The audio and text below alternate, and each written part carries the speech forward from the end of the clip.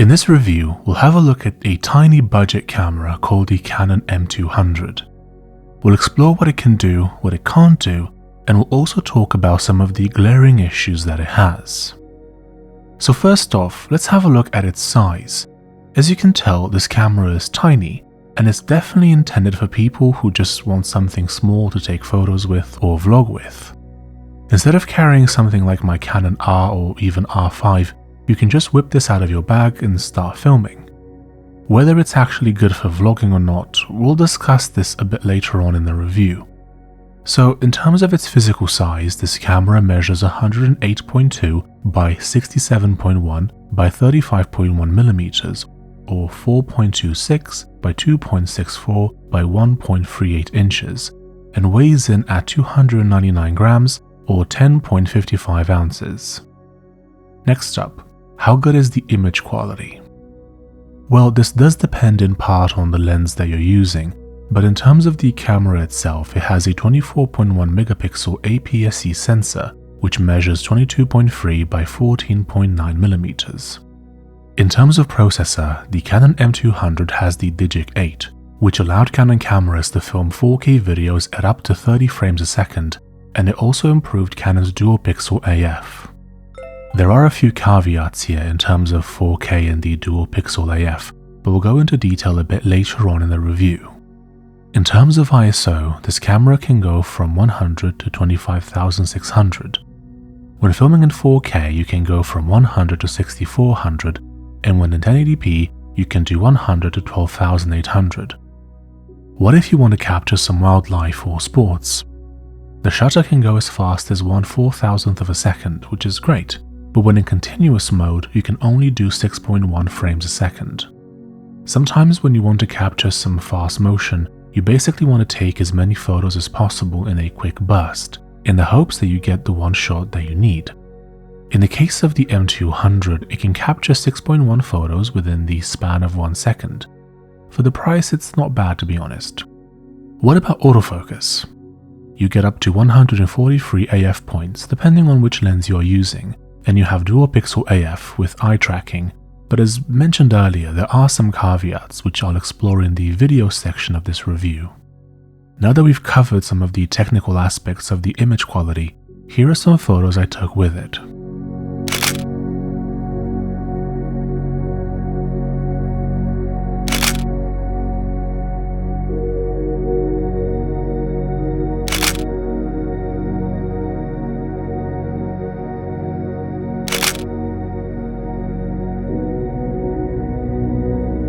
So let's discuss what this camera can do in terms of video. You can do 4K at up to 25 frames a second, 1080p at up to 60 frames a second, and 720 at up to a whopping 120 frames a second. Most people won't really want to film at 720p, though you can get some great footage with it if you know what you're doing. So I mentioned earlier that there's an issue with the 4K. First off, when shooting in 4K, you get a 1.7 times crop, which is quite zoomed in. This isn't ideal if you're looking to get some wide shots. Also in 4K, you do not have Canon's legendary dual pixel AF. It will still autofocus, but not quite as well as it will do in 1080p, which does allow you to use dual pixel AF. Also, there is a caveat when it comes to 720p at 120 FPS, and that is that when in that mode, you cannot record sound, and you also lose access to autofocus. Now, given its size, you'd imagine that this Canon camera is designed for vlogging. So is it actually any good at that? Yeah, it can be quite good for that, but it does have some issues that you need to be aware of. First off, when deciding between 4K and 1080p, I'd recommend you just stick with 1080p. You don't get the crop, so you can see more of yourself in frame, especially if you use the 15 to 45mm kit lens. By shooting in 1080p, you'll also retain access to the dual pixel AF, so your face will be out of focus less often. You get the 3-inch flippy screen on the back, which is fantastic, as it is touch sensitive, and you now also get a record button on the screen, so you don't have to press record and then turn the camera around. One of its issues when it comes to vlogging is that you cannot connect an external microphone to it. It does not have a port for it, so you'll have to use the built-in mic. To be fair, the built-in mic isn't bad, and as long as you're fairly close to the camera, you'll get decent audio, especially if you're just getting started with vlogging. Since I mentioned the kit lens earlier, which lenses is this camera actually compatible with? So it has an EF mount, which means that by default it can only take EF-M lenses. You can purchase an EF to EOS-M adapter though, which will allow you to greatly expand your options when it comes to lenses.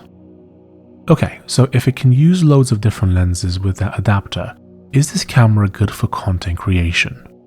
Sure, I'd still stick with the 1080p due to the enhanced autofocus, but yeah, if you use the adapter, you can even mount something like a Canon EF 50mm f1.4 or f1.8 on it and really get some beautiful background blur. The problem you'd run into with this is the fact that you're stuck with the built-in mics, so the further away you are from the camera, the lower the quality of the audio will be. In order to avoid this issue, you could of course record your audio separately using an audio recorder, and you could then sync up the audio in post. It's a bit more of a hassle, but it is an option that you have available to you. I've actually reviewed both of the Canon EF 50mm lenses mentioned earlier, so if you want to watch these videos, there will be links down below, or you can click the card in the top right corner. By the way, if you're finding this video to be helpful, don't forget to leave a like. And now, back to the video.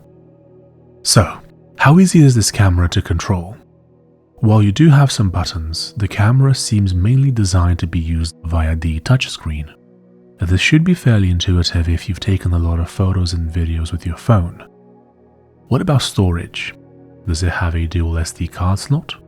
Nope, just the one, which is to be expected at this price point. More expensive cameras can have two, which allows you to do backups on the go basically, but in the case of this camera and budget cameras in general, you only get one. What about connectivity? You actually have both Bluetooth and Wi-Fi connectivity. This isn't something that I personally use, as I enjoy the process of taking out the SD card and plugging it into my laptop, but you do have wireless options if you should choose to use them. Okay, so this camera's pretty versatile then. How long will the battery life last? With the new battery, you'll theoretically get 315 shots before the Canon LP-E12 battery runs out of juice. This isn't great for professional shoots, but if you want to take some photos here and there or vlog occasionally, this would be quite sufficient. You can also get some spare batteries if need be. Right, so if I get this camera, how long will it actually last me? Well, because cameras are mechanical in nature and they have moving parts, they're rated for a certain number of photos. The M200 is rated at around 100,000 actuations, which basically means that you can take 100,000 photos with it before the shutter theoretically fails. If you take an average of 10 photos per day, the shutter should theoretically last you about 27 years. Not saying it will, or that other parts of the camera won't fail before that, but yeah, that's quite a lot. If you're buying this camera secondhand, make sure to check how many photos it's already taken. People will usually list that info, but you should ask if they haven't.